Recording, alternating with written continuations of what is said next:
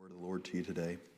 If you have a Bible this morning and you would read along with us, we're going to take a reading from the book of Matthew chapter 14. The book of Matthew chapter 14.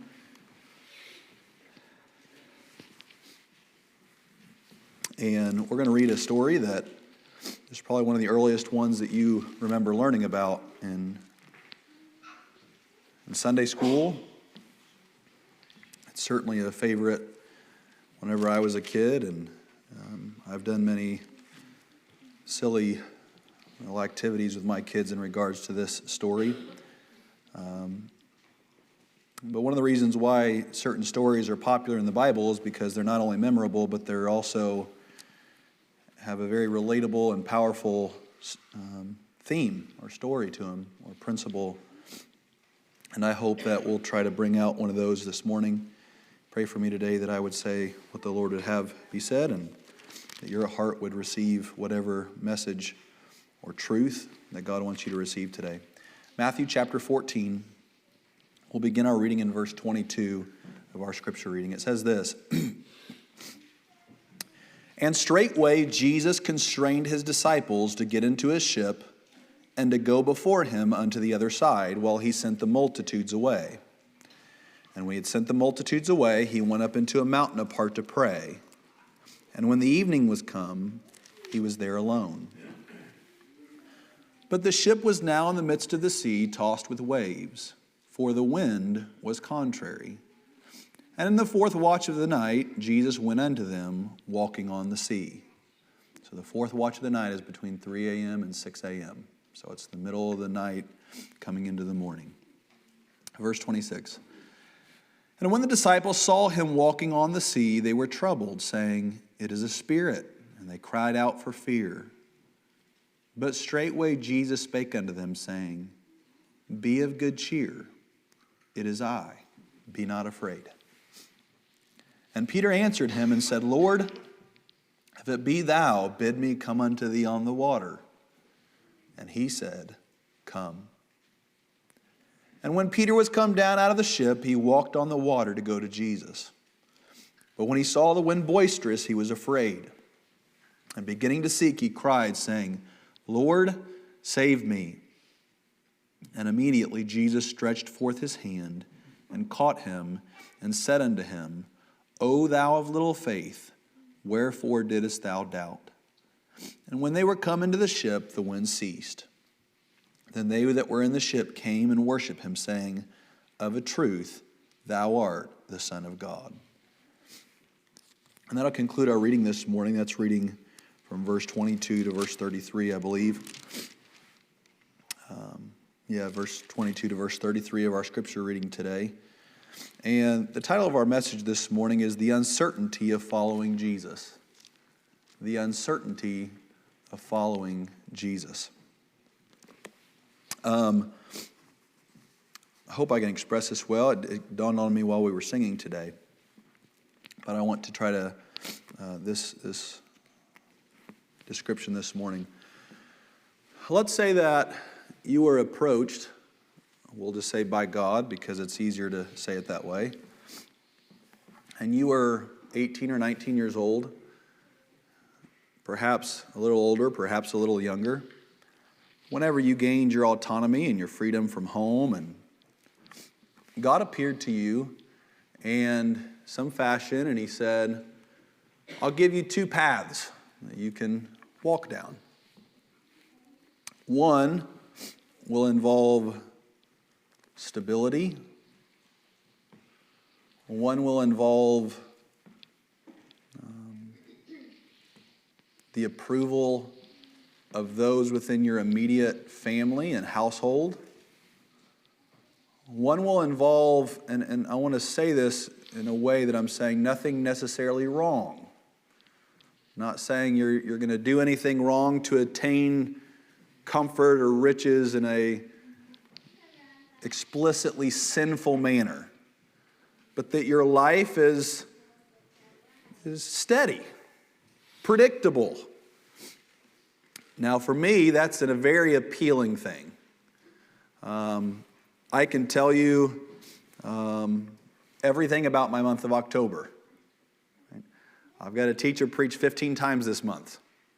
I've got 9 meetings. I can tell you what time I'll get up. If you say October 21st, I can tell you what time I'm going to wake up that morning. Right? My life has to be that way in some sense. And I like the predictable and the steady, both in a schedule, but also just in my lifestyle decisions and choices. I like those things. And God appears to you and says, this can be your life. Steady, predictable. Or God says there's another path. And it will be highly unpredictable. It may or may not be approved by those people directly around you. And you can surmise the rest of what that life would be like. But in this second life, you're going to have some experiences. And they're going to be pretty incredible. You're going to walk on water at some point in your life. You have no idea when. You have no idea the events that are going to precede, and then the events subsequent to that. You don't know. But you will walk on the water. You're going to watch hundreds of people get healed of physical sickness. You'll watch people who couldn't walk. People in your own family are going to be miraculously healed right before your eyes. You are going to be used as an example before the world. Your flaws, terrible flaws, and your triumphs. And details are not going to be spared. But the example of your life, the bad as much as the good, are going to help millions of people. But, you know, that comes along with the territory. There's going to be mockery. There's going to be questioning of your motives and who you were. There's going to be misunderstanding. People are going to ascribe wrong motives to you, and they're going to die that way. They're never going to be corrected. You're going to be famous for betrayal. Be known for that. But one day, you're going to speak before thousands of people of 15 different languages, and every person will understand your one language in their own language. You're going to have people who cried out to Jesus to be crucified also cry out to you, what must we do to be saved? You're going to heal people. You're going to be rebuked, and it's going to be documented in the book of the Bible by another brother because of your error. Eventually, you're going to die on a cross. You don't know when anything of these are going to happen. There may not be silver lining to some of it. You know, one of the things that I've learned about myself recently is that I'm willing to endure hardness as long as I can see the silver lining. Now, they say that's what makes a successful person. It's what they say is that you can delay gratification and you can put it out there and wait and delay and delay and delay. And the longer you can delay, usually the greater the reward. But what about something that is not natural per se? What about something that you don't know for sure if there will be a payback, a reward, a silver lining? Or you can live this first life. You will not experience any of those things. But you'll be saved. You'll be a member of the Lord's church. You'll, for lack of a better term, be a normal Christian. The path is before you. What do you choose? Now, I think it could be very easy to give a flippant answer to that, because you know what I'm alluding to this morning. You know that on one hand is the life of Peter, and on the other hand is the life of an ordinary Christian. And yet, as I consider this story, and I consider my own Christian experience in light of this story, I'm reminded at how difficult, or rather how uncertain, the life of a true follower of Jesus Christ really is.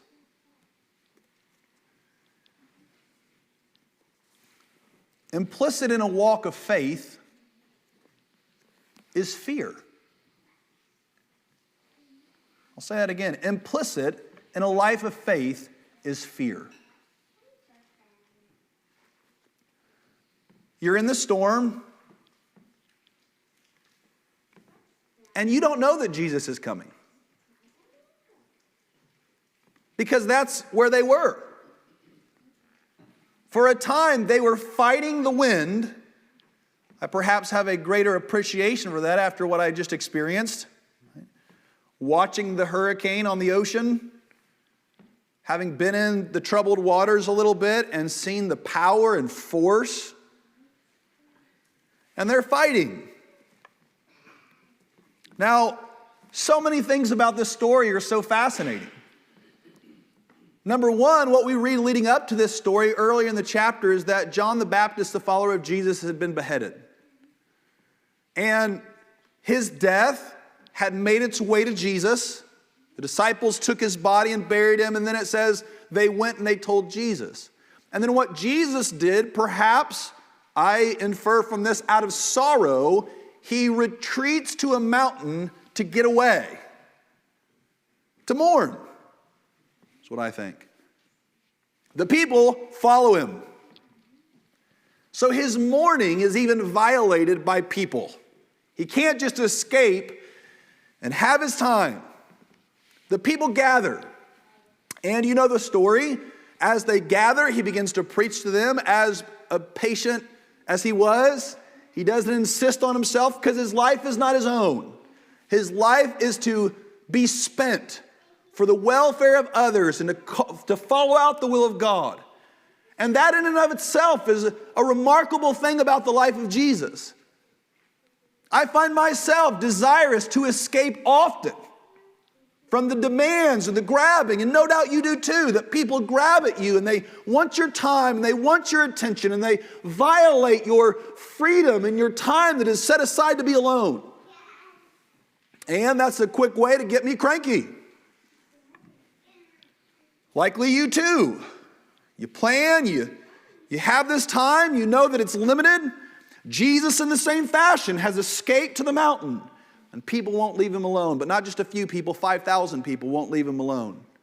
And so Jesus, because of the goodness of his character, he yields his freedom for the welfare of others. And he serves them. And then he miraculously feeds 5,000 of them with just a few fragments of food. Then we find this necessary detail in this story. Jesus commands the disciples to go to the sea. I suspect, based upon the way that this is unfolding, that Jesus knew what was going to happen with the sea. Jesus sent the disciples to a body of water that was going to be met with a terrible storm. Now that runs so counter to the notion that can be projected about God that if you just stay close to God, he's going to bless you. And when I hear people allude to that, I think you don't know God very well. Because a life walking, consider Jesus' life alone. It ended with a cross and death and pain and suffering. Now we have something to look forward to that will be free of all of those things. But let us not be under the illusion that following Jesus and being close to him is going to yield blessings and comfort. It doesn't. It yields uncertainty, and because of the fragility of our nature, implicit is fear. I am afraid to follow Jesus. I am very afraid to follow Jesus. And the closer I get to him, the more I'm afraid. Because I see those that are closest to him, he requires more of them. And that more is to walk by faith. Man, that's hard. Programmed in our culture is the fairy tale story where things are going to get good, but what is predestined to happen is the positive. Every Disney movie, let me save you the suspense, ends with a resolution that satisfies you,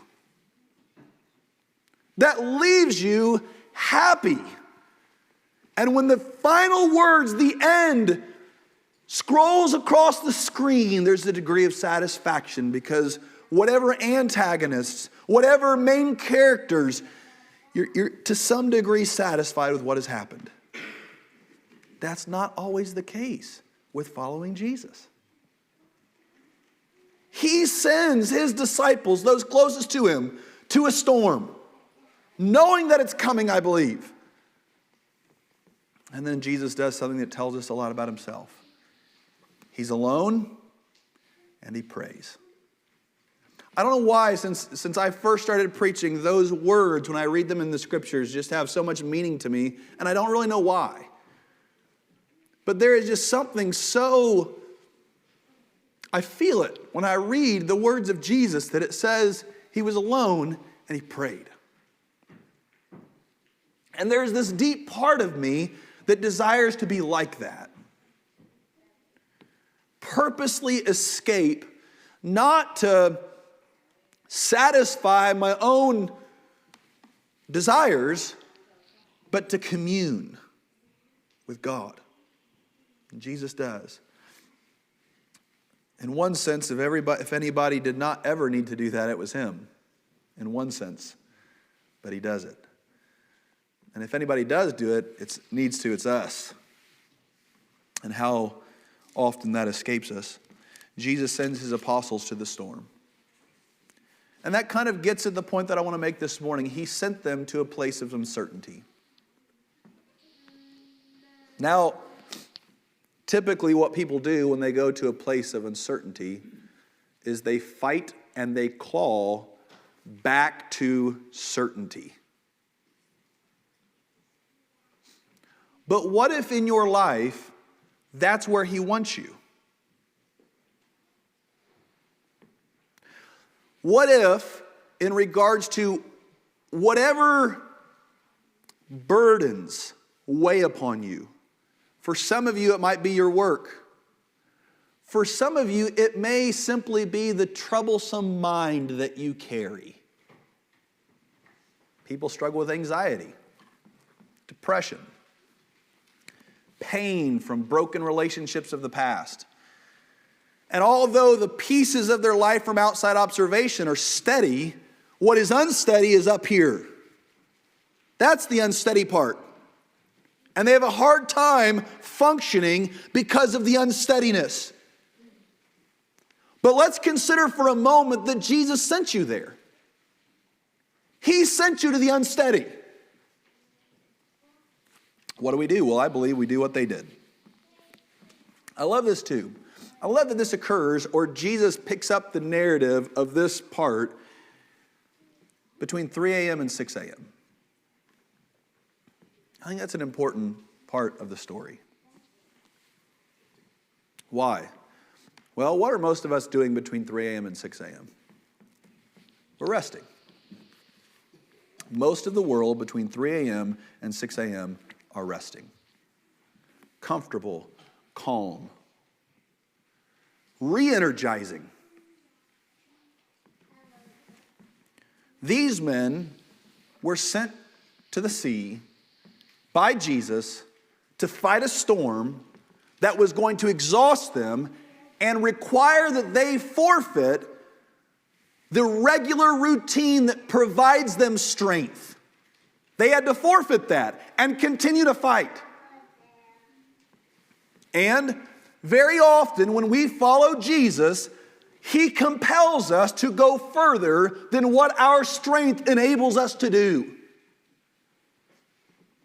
Here Jesus, these men, the Bible says the wind was against them. It was contrary to them. I imagine they're trying to keep things up. They're trying to keep things directed. Now, we find in the gospel, I believe it was of John, because this is recorded, I think, in John and in Mark. One of those accounts, it tells us, there's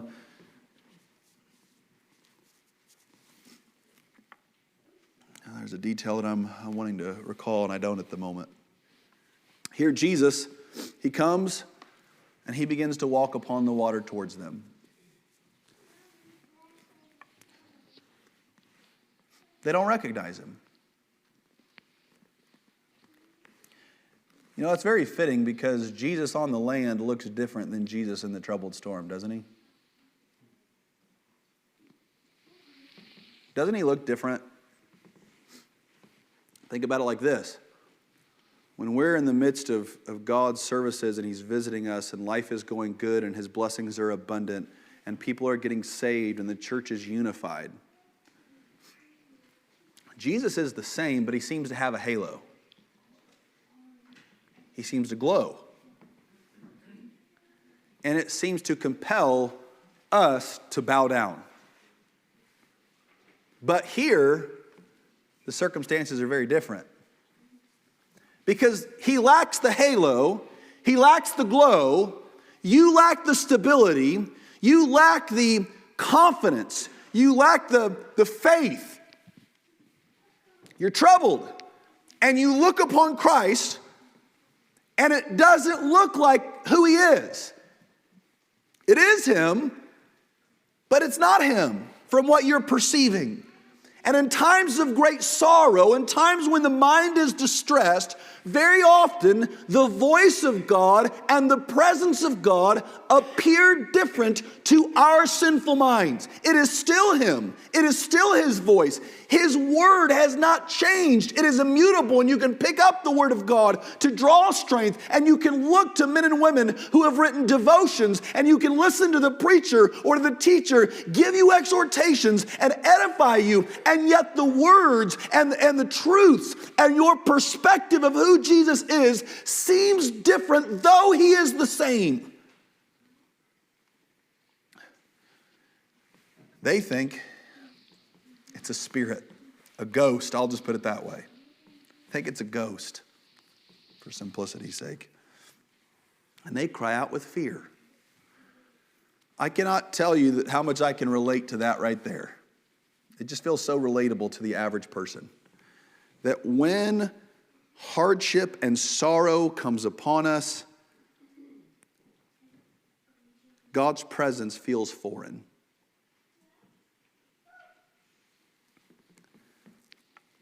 But here's what I love about the 27th verse. But straightway, word means immediately. But immediately, Jesus spake unto them, be of good cheer. In our language today, He would say this, take courage. Why? Now, this has always stuck out to me. Jesus does not calm the storm before He says it. That's an important point. Storm is still raging. Jesus immediately speaks to them. Take courage. So the next question, if you're in the middle of a storm, you've been fighting for your life, things continue to remain unstable, you're not sure who this is that's talking to you, you think it's some spirit or ghost, you don't know what it is. If in today's world, very often what I attribute it to is just the imaginations of my own mind. That's just me. I'm just conceiving something that isn't really there to make myself feel better, to endure the hardship that is before me.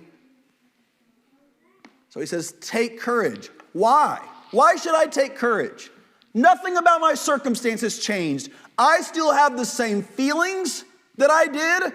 I still have the same rationale that I did moments ago. I'm still within this terrible circumstance where things in life are uncertain. Why should I take courage? And Jesus' next phrase gives us the answer concisely. It is I. Take courage. It's me, Jesus. And he says, be not afraid. This morning, as we consider the experience that Peter had, the spiritual man within me is very envious of what he had. And the carnal man recoils deeply at this experience in his life. And yet, in making proper application to our own, I want you to consider a few questions or ask yourself a few questions. When was the last time that your life was made uncertain because of the call of Christ? When was the last time that your life was made uncertain because of the call of Christ?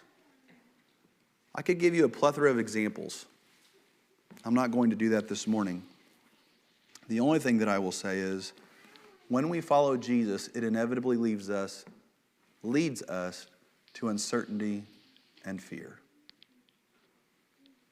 That is not the message of Christianity today. And I think it has not been the message of many things that we have unintentionally portrayed to the world, but that's what it is. It's fearsome.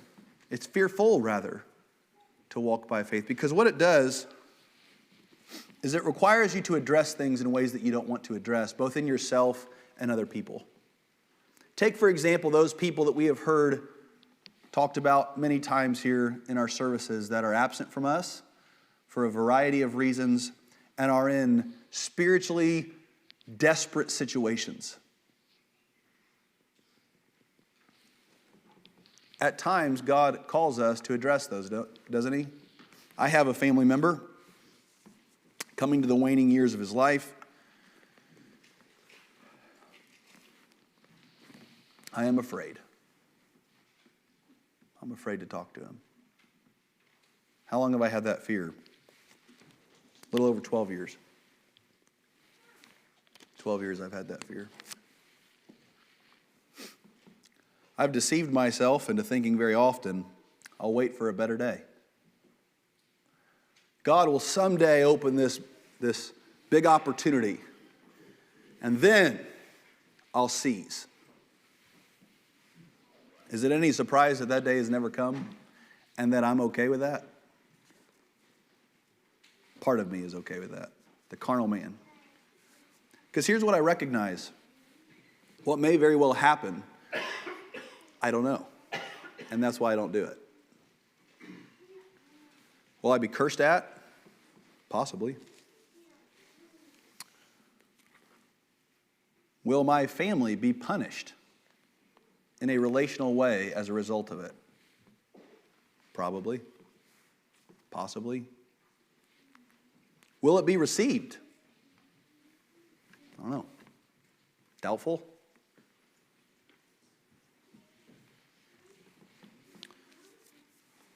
Will I be interrupted in the midst of trying to explain something, never get my point out, and be misunderstood?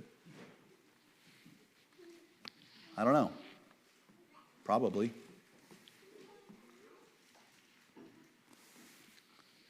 I'm afraid to go there. That little story is not meant to be focused upon. It's meant to be a composite of many other things in my life and in your life where we are afraid to go there.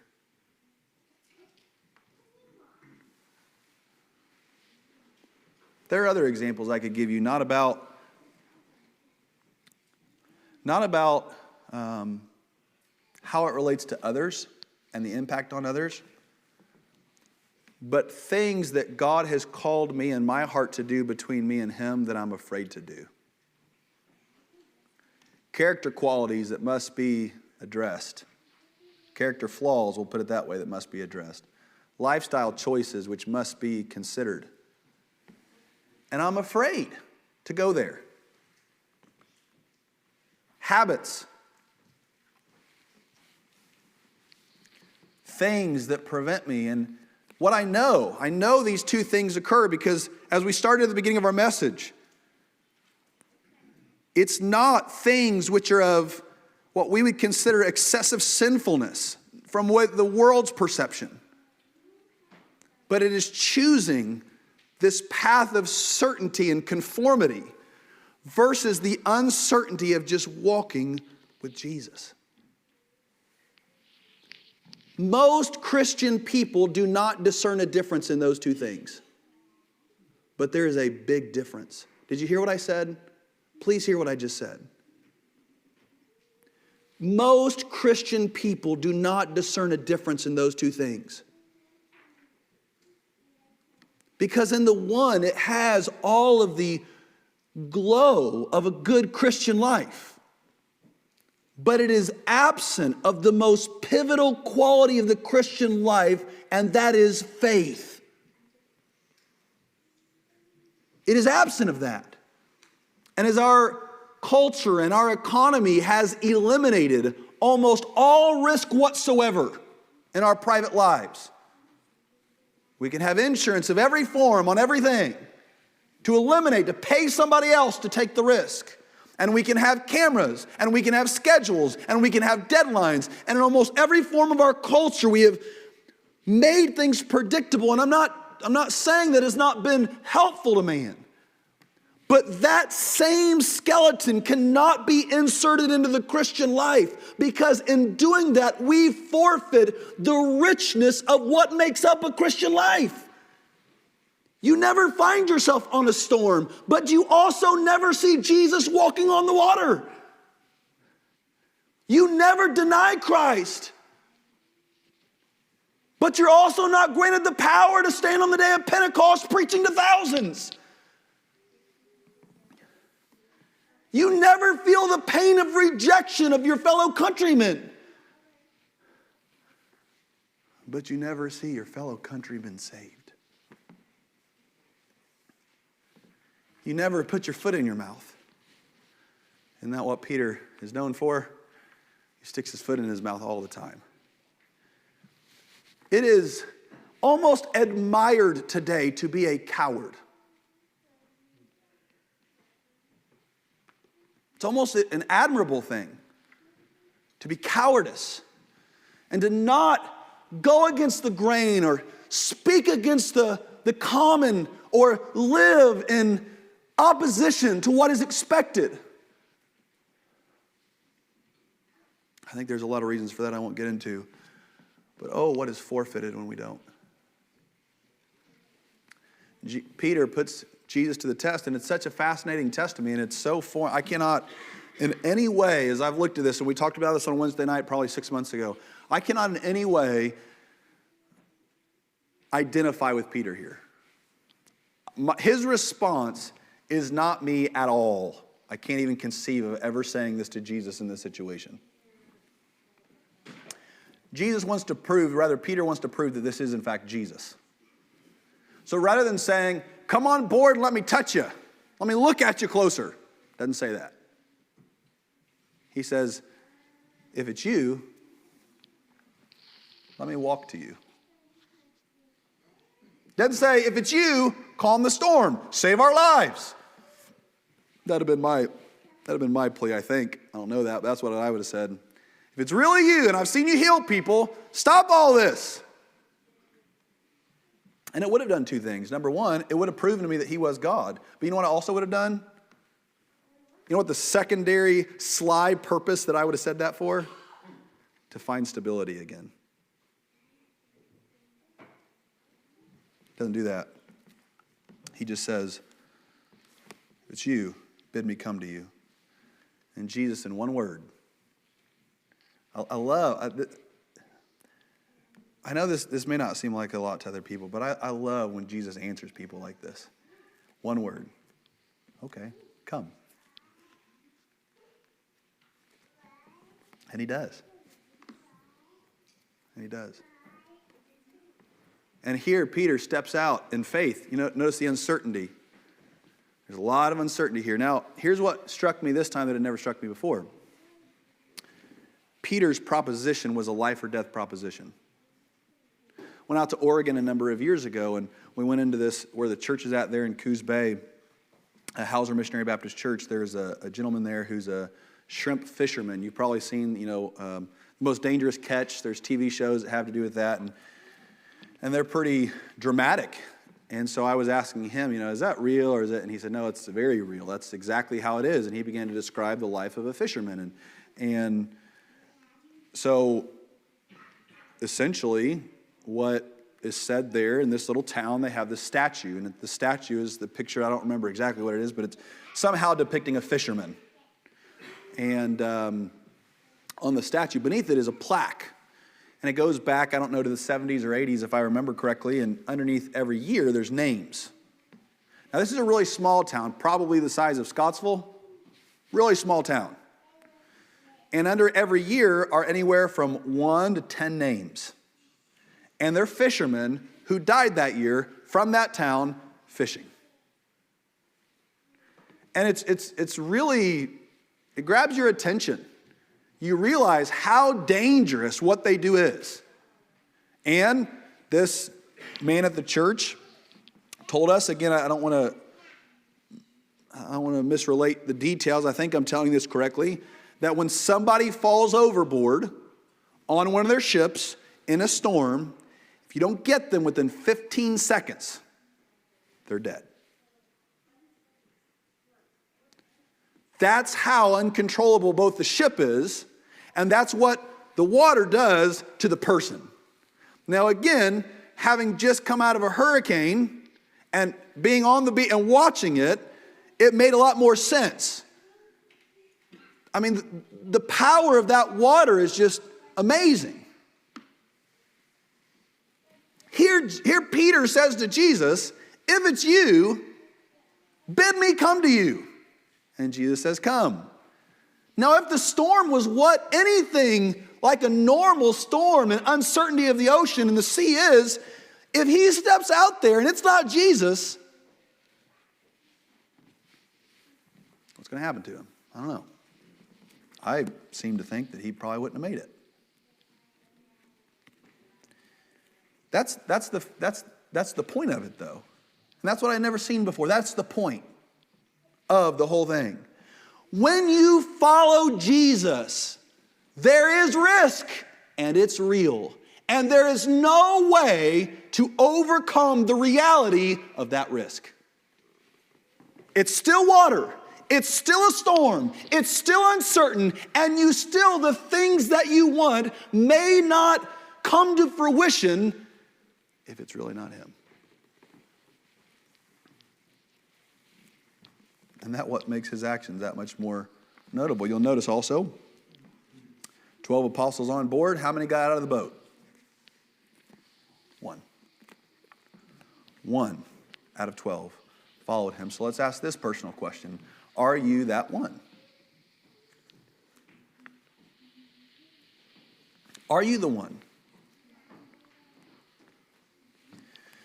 You know what happens? He begins to look at the storm. He walks for a few moments. His eyes are on Jesus. Things are good. He begins to look at the storm, and it causes him to fear. I'm not going to get into all that. You've heard that illustration explained many times.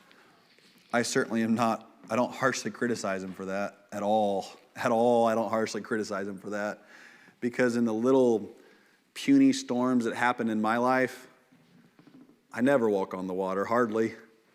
Let alone when I do, it can come a ripple, not even a wave.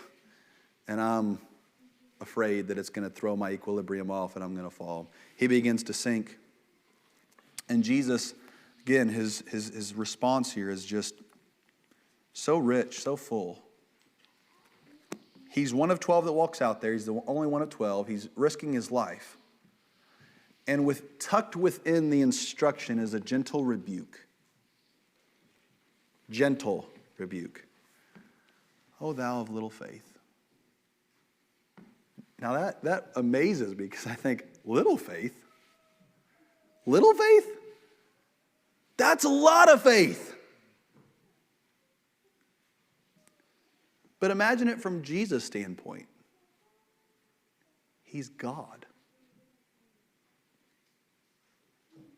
He's God.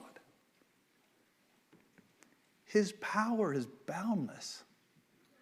The uncertainty is on our part alone. In truth, there's absolute certainty. That's the reality of things. Everything is sure.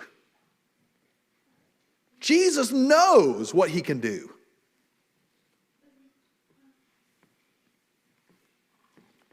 This presses me in my faith. It challenges my faith. Because the same thing that I interpret as great faith, Jesus defines as little faith. And if this is little faith, then what is the faith that I have? What are the fears that I have? It says, "O thou of little faith, why did you doubt?" In my mind, 15 years or 14 years ago, I think, let's see.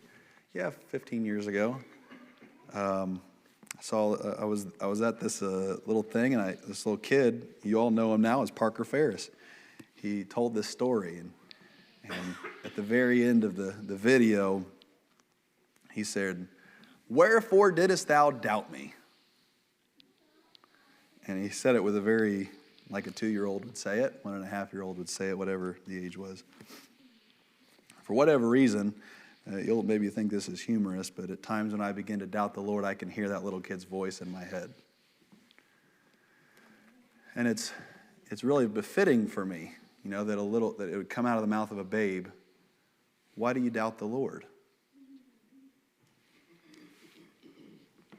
And then Jesus calms the storm. They went into the ship and they worshiped him. This morning, suppose been a theme that has been on my mind for a number of weeks now, and I've not been able to escape it.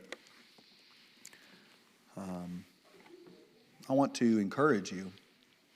I think that's what it is. An encouragement. Challenge seems too silly or shallow. I want to encourage you to go to the storm. Let me rephrase that. I want to encourage you to not fear the storm. Whatever it is.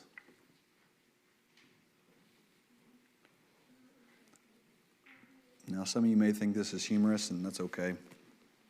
I know I'm not very old. I'm 34 years old, almost 35 years old. And the older I get, the more little experience that I do get,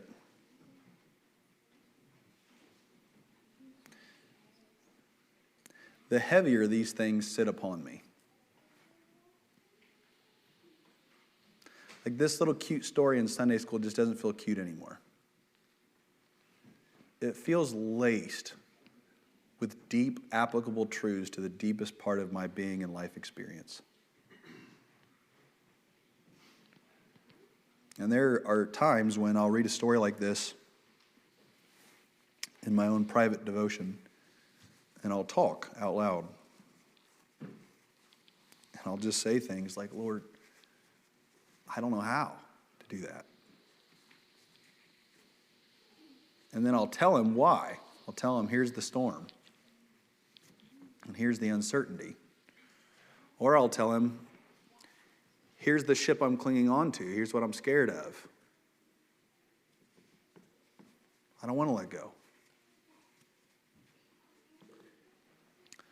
I have a desire that you would walk with the Lord and that you would choose of your own volition the second life and not the first. I know that when people follow the Lord, Satan challenges those people. I don't invite you to a road that leads anywhere else but Golgotha. I don't. But I also know 3 days after Jesus ascended Golgotha, he rose again. And today, he has a name that is exalted above every name. I put before you this morning, I really hope, and so I'll tell you this, I intend, if God would help me and give me the courage to continue to challenge your faith, both in public and in private, because I think that that's what God has called me to do. And I hope that you would trust and know I mean it with all love, as much as I can, and sincerity. And I hope that as God provokes you, you would yield to this uncertainty of life, that he would reinforce in you that it's well worth it.